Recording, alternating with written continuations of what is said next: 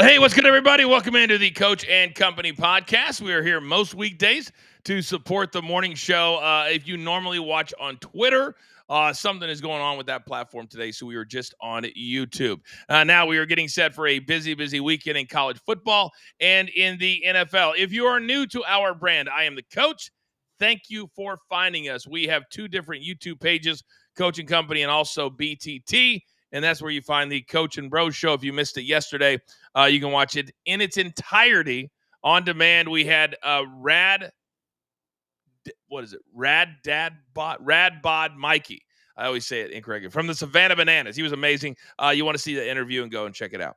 All right. Do not forget that on Saturday morning, we'll be on demand looking at all the big college football games. And then Sunday morning, we are live at 10 a.m. Eastern time, getting you set for week 12 of the NFL. Now, joining me as he always does, Mr. Sherdog USA, and a big part of what we do here at CNC, my guy, Mikey P, and we're getting closer and closer to your first place showdown with the Pittsburgh Steelers on Sunday. Are you getting hyped? The moment you said it, my hands started sweating. And the problem is, Coach, like there's so many factors. Is Aaron Rodgers going to play? And I believe it's 23-5 against the Bears all time, 12-3 at Soldier Field. Right? I want the smoke. Come on, Aaron Rodgers, because the worst part is if he comes in with a bad wrist, Coach, he's going to be like, my last year in the NFL, I beat the Bears with one hand. I don't want that. So I have that, and then the Buccaneers and Rams Sunday night game. I don't know which game I'm sweating out more. It's gonna be a fun Sunday. Why are you sweating the Bucks and the Rams? So if the Bears beat the Steelers and the Bucks beat the Rams, okay, next Black Friday between the Bears and Eagles on Amazon Prime will be first place in the NFC. Wow, I forgot they had a game on Friday. I was watching the pregame show or postgame show last night. It's actually probably my favorite of all of the groups. And guess what? They didn't hire a bunch of stars. And it's shocking how that works. You don't go to the biggest names, you go to the best personalities. I love that group of four. So that's the only Friday game at 3:00 Eastern time. Thanksgiving Day games are going to be amazing as well. We will have a show, some type of a show on Thanksgiving. We'll probably go live because we're degenerates and that's what we do. I mean, does anybody get up on Thanksgiving morning and go, yep, I got to get to the in-laws before noon? No. So you join us live here. I guarantee you, Mikey, it'll be one of our biggest audiences of the entire year. Last year before I was a part of this brand, Coach, I actually spent both holidays, Thanksgiving and Christmas, at the in-laws covering Bears games going, happy Thanksgiving. I'm working. So now I actually have a real reason to be like, sorry, can't go. Can't go. Got to do it. Blame it on me. Now, it's going to be fascinating because last night, and if I wouldn't have played the Bills personally, I would have reveled in that game last night. But with every sack, with every bad pass, I was like, even Josh Allen can be flustered because that Texans defense, I'll be honest, I've been looking at scores and highlights, and everybody's like, man, their defense, number one in the NFL. I'm like, they're not really that good. Mikey, this defense is a bunch of dogs. This defense was everywhere. And then they still almost lost the game late, throwing that bad interception. So now Buffalo falls to 7-4. They're 2 games back. Let me look real quick because I want to make sure I get New England correct. So New England plays at Cincinnati, the Giants, and they have the bye week in week 14, which I think is unfair. And then you have Buffalo coming out of the bye week. So not only do they play them again, they get them after a bye week. Right now, if I'm a Bills fan, I'm very, very worried. I would be too. And Coach, I mentioned throughout this football season that Javonte Williams of the Dallas Cowboys was one of the best free agent signings on offense. Danielle Hunter of the Houston Texans has got to be one of the best defensive signings in free agency that we saw this past NFL offseason. But how about Will Anderson Jr.? This is a guy with all the Myles Garrett and TJ Watt and Max Crosby, Aiden Hutchinson, Will Anderson, the young stud out of Alabama. He's not there yet. But after performances like yesterday against the reigning MVP, Will Anderson quickly making a name for himself. But we're burying the lead, Coach. We're burying the lead. We had the best call. not from an announcer, not from any part of a game, better than we had last night when fourth down, you see the flag get thrown, you see Josh Allen going like this, and the referee who gets called in to be the replacement umpire goes, pass interference, offense, I thought it and was even. I had the sound down, and I was like, "What just happened? Why do they not have first and goal or whatever?" Oh my god, that was so great. That was so great. At that point, we were not going to cover, so I no, did not want them to win the game. At no point, I don't even want to see the Bills in the playoffs if we get there. I really don't. So I was rooting for a loss at that point, but that poor I think that poor referee. I think he tore his Achilles. It looked yeah. like an Achilles tear. Yeah, and that's but I gotta give it up to the replacement because he was just waiting for that moment. His Oh, entire ref career, he's like, if I get that opportunity, Thursday night oh. football, Houston, Texas, oh, and the crowd goes crazy. I mean, as a king of wrestling that you are, coach, you want to talk about the king of pops? That guy put trips to shame. He did, and he had to be in his 70s, and it was clear he had never been a referee before. It was like the arm going that way, and then looking that way. You're like, oh, where's my microphone? But hey, he got it done. The rest were not the issue.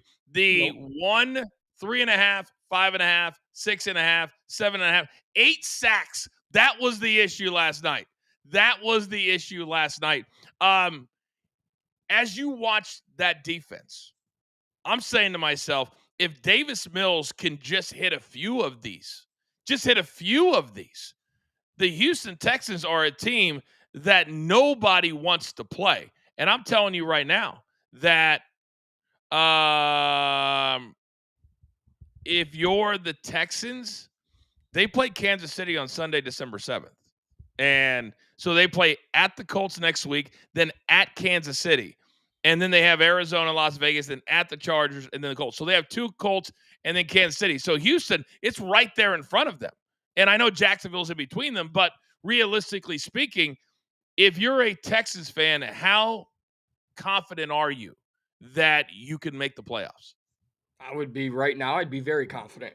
When we talk about late game or late season NFL football, everyone leans on two things: the ability to run the football and defense. That's what, no matter how electrifying your passing game will be, how you can run the ball. And Houston's got it well done. I mean, the report came out yesterday that Joe Mixon's likely not going to play the rest of this season. They have Mhm. Woody Marks, fifth round rookie, comes out of nowhere. He's an elusive speed guy. And then you have the good old Grizzly veteran in Nick Chubb who will just break down drives, 3 runs, 3 yards here, 4 yards there. So you put that with no matter who the quarterback is, as we saw last night, and that high flying defense, I think Houston's got a real shot at the playoffs. Yeah, I have a tendency to agree with you. By the way, shout out, we've got a brand new fan and a what we call on the BTT side a curtain jerker of a super sticker, but every dime it goes to the production of the show. Shout out to my man John Grega.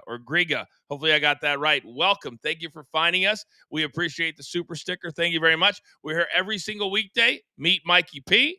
Mikey P, he didn't say, "Hey Mikey, I'm a big fan." He said, "Hey coach, I'm a big fan." But I think he meant, "Hey guys, I'm a big fan." Rightfully so. I mean, you listen. I will win the fans over. You've been doing this for decades, right? And Whoa, whoa, you've whoa, been whoa, doing it whoa, for whoa, decades. But whoa, hold on, whoa, you don't ruin my flow. You've been doing it for decades, and you're only 25. You start out when you're a little thing. So I mean, listen, I'm just trying to get there. I'm just trying to get in the room that you're already holding court in. So it's all good. I'll win them over in time. When I was 8 years old. All right. Other news today. Normally, we just get into college football and we get into NFL football and all that kind of stuff. But when there's a story that's just fun, I like to talk about it. And all year, we have had fun with the WNBA and their lack of self awareness. So they have they've changed their salaries over the years, but this year All-Star game, Mikey, what was said on the shirts they were wearing? Pay us what you owe us, Yeah, I pay us believe, what you right? know. Yeah. Pay us what you owe us. 28 years this league's been in existence. They've never been profitable. Never been profitable. Name me another business that can lose money for 28 years ago. Yep. because billionaires normally don't back other businesses like this one. So tone deaf there. So they have threatened a walkout. They have threatened a strike, Mikey. And the WNBA side, which is really the NBA owners, let's be honest, they have sent a proposal, and I would like to read it to you so that the fans listening right now, including John, our newest super chat member in the chat, can really hear how ridiculous that they are being, led by Angel Reese and Miss Collier and all of these people that are not named Caitlin Clark. All right. The league's proposal, Mikey, first reported by the Associated Press and confirmed by ESPN earlier this week, includes a revenue sharing component that, in combination with a base salary, would allow players to earn a maximum salary of more than $1.1 million, an average of more than $460,000, and a minimum of more than $220,000. Now, to compare that to their salaries this season, the league minimum, $66,000. So they're offering more than 3 times that. Supermax, $249,000. They are averaging, or they're offering more than 4 times that. Mikey, at what point do the NBA owners just say, you know what? I am done. You guys can go find 32 other suckers to foot the bill for your league, because at some point they're going to say it's just not worth it to us. I don't even want to be disrespectful, but I did not know that last year's WNBA players at the minimum were competing with Chipotle general managers for an annual salary. So when that is what you're doing, and you get offered 4 times the amount of what you just made, how do you go, nope, not good enough? And it didn't, coach, what you read, it did not say one player could make over 1.1 million. It said players. And this isn't a negotiation for a lifetime, right? Maybe just take your increase for once and then continue to grow. Then maybe when you meet again, when the CBA has to get renegotiated in the future, maybe you have more ground to stand on. Right now, I'm sorry. And I didn't mean to make you throw up in your mouth, but I just had to say it. I had Chipotle last night. I kid you not. I still have leftovers in my fridge. And I'm thinking about the manager that I talked to. I like him a lot. I like him a lot. I almost should have said, do you know Angel Reese? Interesting. What about Uh, Saturday? so sources tell ESPN, Mikey, the players union does not believe the league's proposal includes a system where the salary cap and player salaries sufficiently grow with the business, a longstanding demand of the players since they opted out of the current CBA in October of 2024. Mikey, they are so fixed on the NBA players, it's 52-48, which is why players that are on supermax deals can make 70, 80 million dollars. Luka's going to make 70 or 80 million. There's a lot of guys making between 50 and 60. That's what players like Collier and these ones that have been around for a while that have no clue what they're talking about. They look at that and they go 52-48, but we get 9. But Mikey, they're getting 9 of a revenue structure where they're losing money. NBA gets 52-48 out of a structure where they're making money. They have 3 different networks paying them billions of dollars to air their games every single day. WNBA, not so much. I'm trying to figure out, and I've had issues in my career where I've been like, man, I deserve more. But I've gotten to a point where like, I'm going to deserve what I earn, and hopefully it aligns and I make maximum dollars. But in this brand, we earn it. We started this thing from the dirt, and we grow with it. WNBA, the dirt started 28 years ago, and they still have never made money. So in your gut, do they figure this out, or is this one of the biggest collapses of a sports organization in the history of our country? I think it's both, because I do think they'll figure it out, but I do think it's an epic collapse. Coach, you said October of 2024. I don't know if you could remind me. I believe someone who maybe changed the league entered the league in 2024. Oh, yes, Caitlin Clark. Every single person, every single woman who plays in the WNBA earned their right to have a contract that they feel they are worthy of. That's fine. But when you talk about the revenue split and what they feel they deserve, there's only one per. This is all due respect to everyone else in the league. We don't know Sophie Cunningham on the Indiana Fever without knowing Caitlin Clark. And we don't know the beef No doubt. between Angel Reese and Caitlin Clark without Caitlin Clark. And it is not disrespecting their talents as women professional athletes. But Caitlin Clark took this thing to the next level. And this is day one for the WNBA. You need to look at what's coming in into your league and how you can build and grow from here and leave the 27, 26 years beforehand behind you because you didn't put all the work in either. It's such a good take by you, and I think this as I've got, I'm smack dab in the middle of middle age, and I feel like I have a good 30 years left, and I want it to not just be about being a talent in front of the camera. I want to be an executive. I want to help make decisions. I want to help run things because I think I have a good interpersonal communication and way I communicate with people. And I would like to think that the WNBA has some of those type of women. But right now, they seem like they're more worried about fighting with their commissioner than they are about getting this deal done. So we'll see what that looks like. Topic number 3, and we never go more than 20 or 30 minutes. So this one still makes me laugh. So CeeDee Lamb and George Pickens at the start of Monday Night Football. They were both standing on the sidelines, both all pros, and the announcer's going, "Oh, they are not starting today." Nobody knew why at the time. Well, CeeDee Lamb had come out and said that they did not make curfew on Sunday night. They were at the Red Rock Casino. Sounds like something out of Christmas Vacation. Red Rock Casino having dinner and drinks. He denied he was throwing up outside the casino, which had been mentioned on social media. The Cowboys had a 10 p.m. curfew for a 5:15 local start game on Monday. Mikey, most NFL teams, for people to understand how it works, you fly in on Saturday or the night before, and you have your team dinner. You do a walkthrough in a boardroom or a conference room, whatever, and then you're in bed and they put security on the floors where the players are so that women don't come to hang out and keep the players up all night. Now, if you're out at a casino, you don't think anybody's going to see you? You don't think anybody's going to say anything when you're CeeDee Lamb and George Pickens?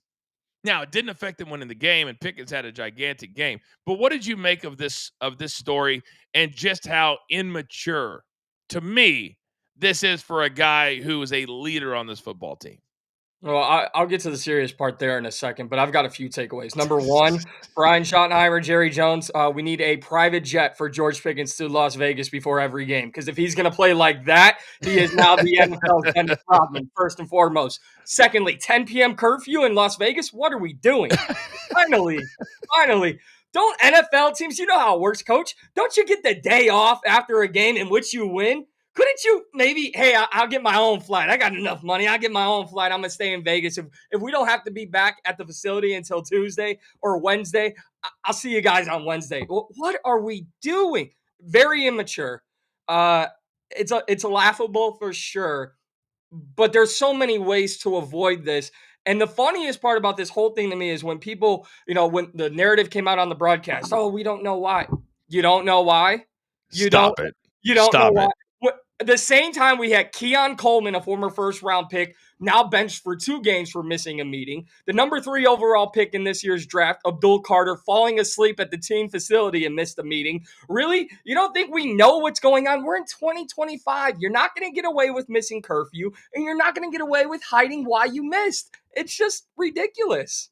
This is a different way of utilizing what Chris Carter famously said to an incoming NFL class, that you need to have a fall guy. I don't agree with that, But what I do agree with, that if you're a multi-million-dollar athlete of the caliber that you just mentioned, and you are that important to the team, you hire somebody minimum wage to wake your ass up.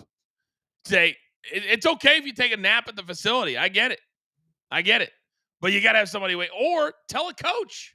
Because if you're getting a massage or you're in the steam room or whatever, you get tired.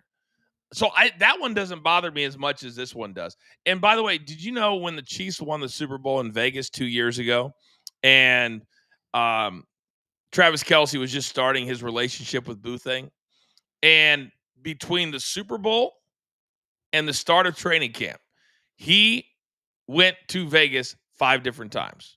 Bachelor party, celebrate the Super Bowl win, and he went to Australia and Europe and Japan and all that to follow Boothang.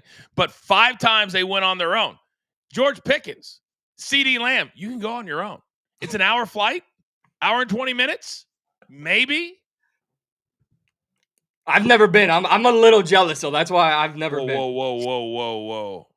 As much as I would love to say here live on the air that I would love to take you to Vegas, I feel like we're a couple of years away from that for you, big dog. Let's baby steps. Baby steps. All right. That means that means I'm George Pickens. Well, at some point we're going to be doing shows from Vegas. I believe in the next 5 to 7 years, and you'll be a big part of that. So we're going to have to, get you a ticket. We may have to do what NFL teams do. You got to be in by 10. Got to be in by 10. It's fair. Don't throw up outside the casino. All of that. You'll be attached to my hip. You're not leaving my sight. Period. All right, we got to get out of here. Tomorrow on Saturday morning, posted 10 or before, is our college football on demand. Real quick, what's kind of the thing you're most looking forward to for tomorrow, which is going to be a really pivotal day across the landscape of college football? I'm gonna keep you on your toes here, Coach. It has nothing to do with the ranked matchups. I want to see which group of 5 team is actually going to step up and make themselves a big threat. I'm looking at James Madison. Like with all the talk about Tulane and it seems every single week we have a new team out in front. I want to see what James Madison does. 52% is their chance of making it into the playoffs. Even though right now Tulane is slotted in as a 12 team, but we still have 2 weeks and championship weekend to get through before we find out who the 12 are. And one thing I forgot, I was looking at the dates last night. The championship game's not till like the end of January. You always think it's like January 8th. No, it's like there's 2 months left of this season. Yeah. Banana land. All right, well done, my friend. I will see you tomorrow morning. And also, we are live Sunday morning at 10 a.m. Eastern time. In the meantime, that'll do it for us. For Mikey P, producer man behind the scenes, I am the coach. This has been the Coaching Company Podcast, and we will see you on Monday.